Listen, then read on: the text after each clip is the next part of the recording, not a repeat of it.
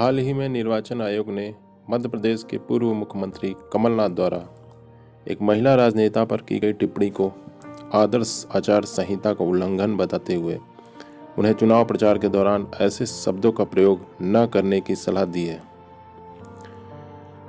आदर्श आचार संहिता की शुरुआत सर्वप्रथम वर्ष 1960 में केरल विधानसभा चुनाव के दौरान हुई, जब राज्य प्रशासन ने राजनीतिक दलों और उनके उम्मीदवारों के लिए एक आचार संहिता तैयार की थी। केरल प्रशासन द्वारा तैयार की गई इस संहिता में चुनावी सभाओं, भाषणों और नारों आदि के बारे में राजनीतिक दलों को निर्देश दिए गए थे। इसके बाद वर्ष 1962 के लोकसभा चुनाव में निर्वाचन आयोग ने सभी मान्यता प्राप्त राजनीतिक दलों और राज्य सरकारों को फीडबैक के लिए आचार संहिता का एक प्रारूप भेजा, जिसके बाद से देश भर के सभी राजनीतिक दलों द्वारा इसका पालन किया जा रहा है। वर्ष 1979 में निर्वाचन आयोग ने सत्ताधारी दल को चुनाव के दौरान अनुचित लाभ प्राप्त करने से रोकने के लिए आदर्श आचार संहिता में सत्तारूढ़ दल से संबंधित दिशा निर्देश शामिल कर दिए। इसके बाद वर्ष 1991 में आदर्श आचार संहिता को और अधिक सख्ती से लागू करने का निर्णय लिया गया। वर्ष 2013 में सर्वोच्च न्यायालय ने निर्वाचन आयोग को आदर्श आचार संहिता में चुनावी घोषणा पत्र से संबंधित दिशा निर्देश शामिल करने का आदेश दिया, जिसे वर्ष 2014 में शामिल कर लिया गया।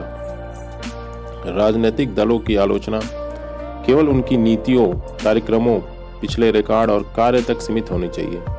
जातिगत और सांप्रदायिक भावनाओं को आहत करने, असत्यापित रिपोर्टों के आधार पर उम्मीदवारों की आलोचना करने, मतदाताओं को रिश्वत देने या डराने और किसी के विचारों का विरोध करते हुए उसके घर के बाहर प्रदर्शन या धरना जैसी गतिविधियां पूर्णतः बैन है। सभी राजनीतिक दलों को अपनी किसी भी बैठक का आयोजन करने से पहले स्थानीय प्रशासन और पुलिस को बैठक के स्थान और समय के बारे में सूचित करना चाहिए, ताकि बैठक के दौरान पर्याप्त सुरक्षा व्यवस्था सुनिश्चित की जा सके। यदि दो या दो से अधिक दल या उम्मीदवार एक ही मार्ग से जुलूस निकालने की योजना बनाते हैं, तो किसी भी तरह के टकराव से बचने के लिए आयोजकों को पहले ही एक दूसरे से संपर्क कर लेना चाहिए।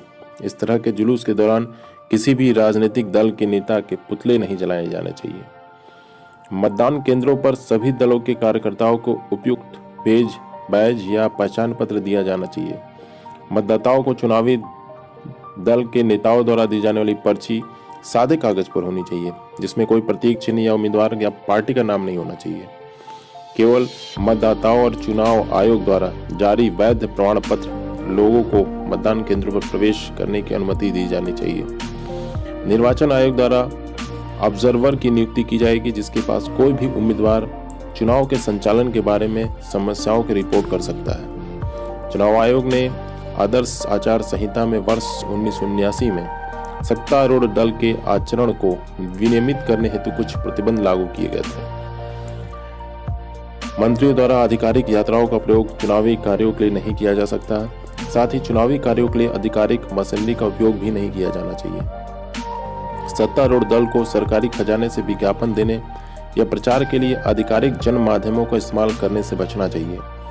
मंत्रियों और राजनीतिक पदों पर बैठे अन्य लोगों को आदर्श आचार संहिता लागू होने के बाद किसी भी तरह की वित्तीय अनुदान की घोषणा नहीं करनी चाहिए या सड़कों के निर्माण, पेयजल की व्यवस्था आदि का वादा भी नहीं करना चाहिए। अन्य दलों को सार्वजनिक स्थानों का उपयोग करने की अनुमति दी जानी चाहिए। राजनीतिक दलों को ऐसे वादे से बचना चाहिए जो मतदाताओं पर अनुचित प्रभाव डालते हैं।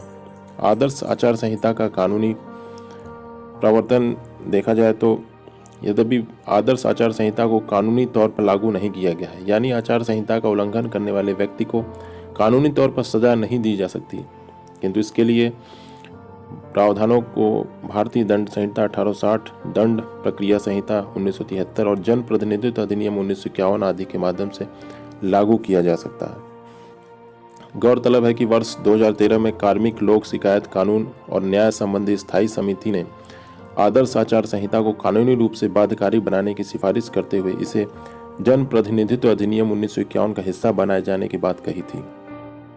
हालांकि निर्वाचन आयोग स्वयं आदर्श आचार संहिता को कानूनी रूप से लागू करने के पक्ष में नहीं है। निर्वाचन आयोग का तर्क है कि चुनाव पूरा कराने की अवधि अपेक्षाकृत काफ़ी कम होती है और न्यायिक कार्यवाही में ज़्यादा समय लगता है। इसलिए व्यावहारिक तौर पर आदर्श आचार संहिता को कानूनी रूप से लागू करना संभव नहीं है।